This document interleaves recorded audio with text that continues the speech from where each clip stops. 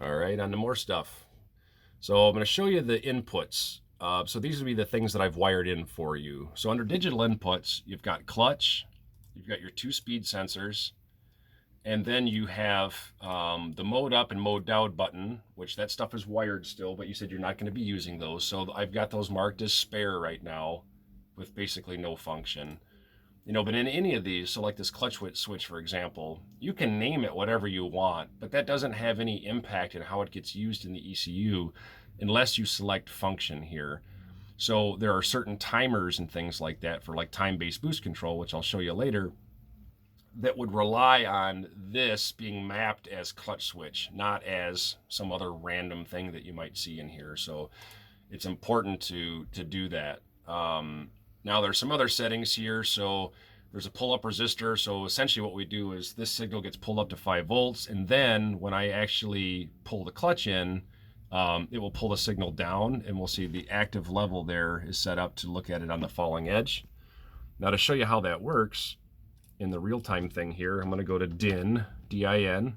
Okay, so that's going to show me the different digital inputs that we have. Now, this is going to be hard because I can't really reach all that great over to the clutch. Maybe I can prop this up on something. All right, so I've got it propped up there. So if you watch the clutch switch, how it's at 0 right now, that means that it's inactive. And I'm now simulating pulling the clutch in. You'll see it go to 1.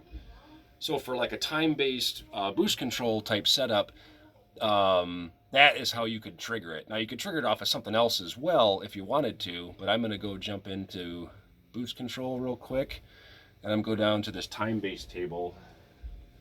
And that time-based table would work based off of your time after launch, and that's got to be configured and stuff. But anyway, that's sort of how that would work.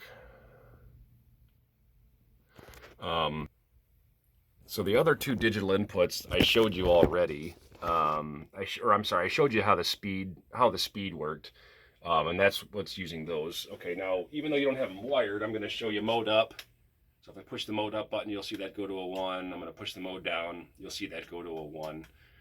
So you can see that those are wired into the factory harness and that those are functional.